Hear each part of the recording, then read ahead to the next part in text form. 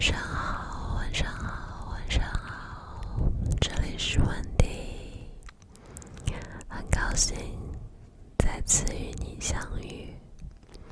今天我要读的是一本英文书，名字叫做 Western Civilization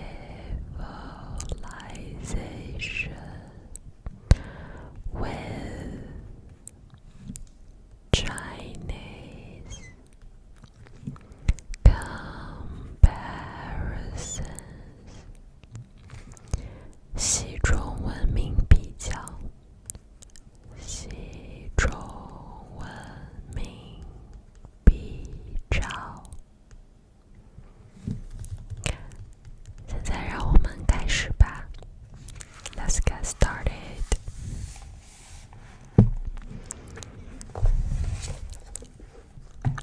没错，这是一本拥有中文标题的英文书。如果我的发音不标准，还请大家多多的纠正指正。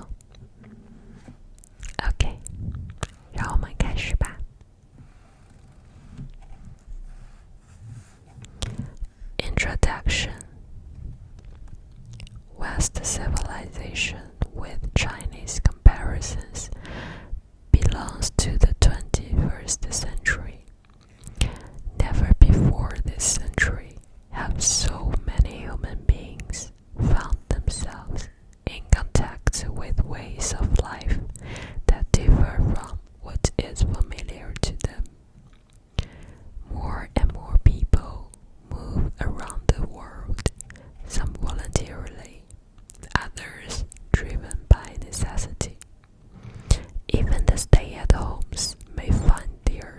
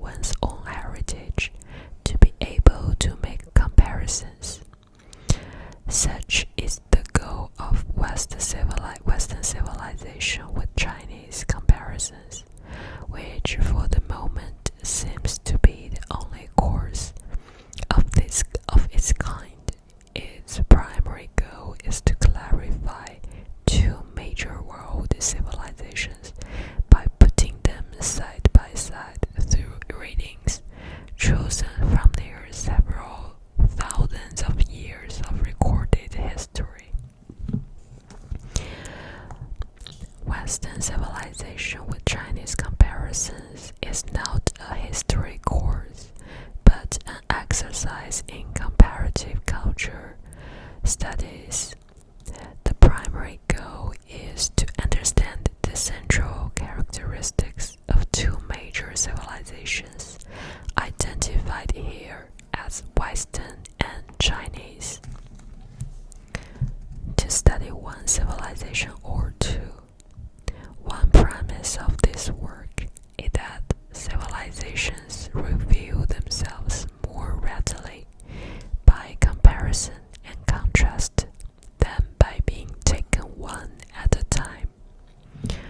Traditionally, in the West, Western civilization is studied on its own, as if it were a unique and isolated phenomenon. Similarly, single-minded studies of national history can take place in China. Placing the West beside the civilization of China allows both West and East to be seen under another light. In the perspective of comparisons that both exemplify and extend their own particularities. It might appear at first that comparing two civilizations is more complicated than studying either one separately. In fact, bringing two civilizations side by side simplifies the task by making the process more manageable. There are several reasons for this. First of all, we humans all bring our own cultural assumptions to bear when we encounter another civilization. They are always at work, even when we think we are studying only another single civilization. This course seeks to make these silent comparisons explicit. What this course shows is how studying another actually helps to understand home better. Secondly, if one were to study Chinese civilization or Western civilization on its own terms, as is frequently undertaken in both instances, it would be difficult, perhaps impossible, to escape the ideological controversies of the time in which such a study is attempted. Every period on inspection is a time of transition, characterized by conflicts between differing interpretations of the civilizational past, present, and future. Putting two civilizations side by side brings into focus those elements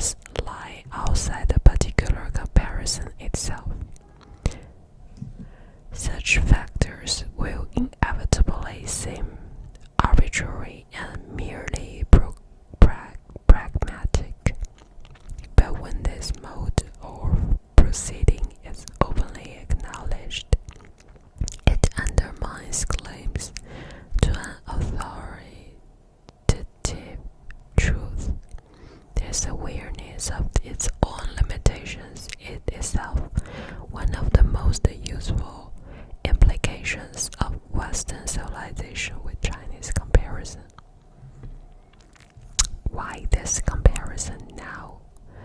In the present case, the choice to compare Chinese and Western civilizations is dictated by global developments of the late 20th and early 21st centuries. Globalization is a vast but elusive process which promises sooner or later to involve everyone in the world. To some, globalization seems to offer opportunities.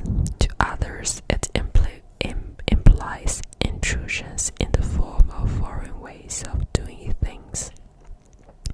In either case, it leads to vastly increased contact between people and ideas which formerly had no obvious need to take each other into account.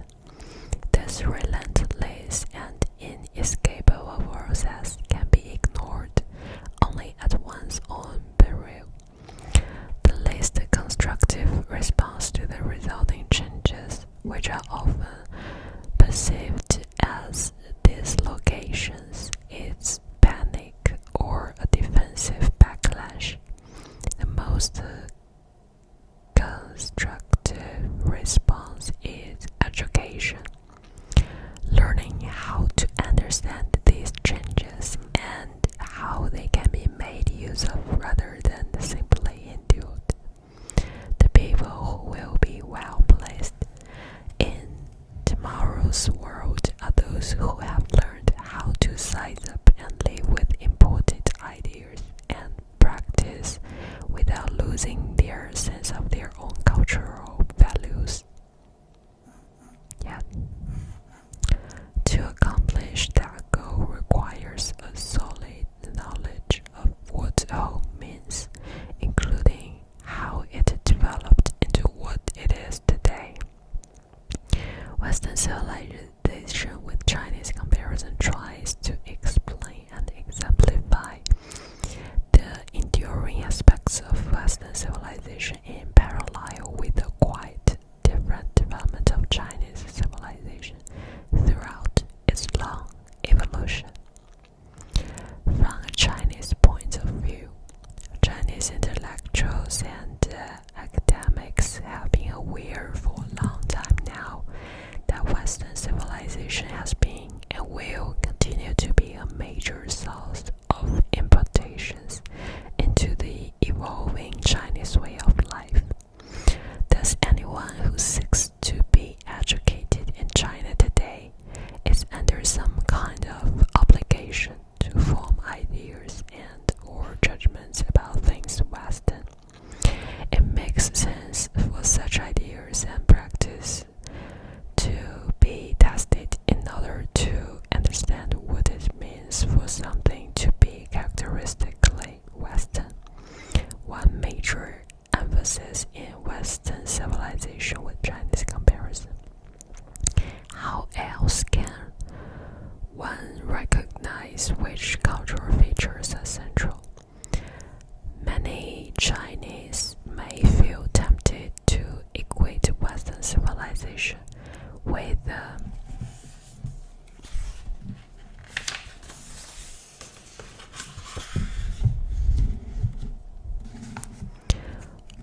widely available artifacts of its popular culture. Some others identify the concept of a market economy as quintessentially Western. Both instances give an impoverished view of the West. After all, Adam Smith wrote the master plan for the market economy idea only a little more than 2 centuries ago. Other Western orientations, particularly the mode of critical and analytical thinking, originated by the Greek philosophers, may be taken as more representative of Western habits as tools to help cope with today's world. Young people in China today respond intensely to questions like, is China westerning too fast? To have a considered opinion on such questions, one first has to define what it has meant and should mean to be Chinese, and what does Western means in some serious sense. Western civilization with Chinese comparison aims to provide the materials for such a study without prejudging the outcome, which can ultimately only be decided by Chinese people themselves. From a Western point of view, although the present course is oriented to Chinese interested in understanding the West, it is also open to Westerners who now begin to realize the growing importance of China in today's and tomorrow's world. Slowly, sometimes reluctantly, Westerners have begun to realize that China has become a significant factor in everyone's world and will become ever more so in the foreseeable future. The impulse to dismiss things Chinese as distant or irrelevant thus proves self-defeating. Some Westerners still continue to think of China in a thoroughly outmoded Cold War framework. Others might ask, when will China become more like us? Both views are seriously out of touch with both today's world and that of tomorrow. China has always developed in ways that are distinctive to itself and in strong contrast to Western ways. There is no reason to think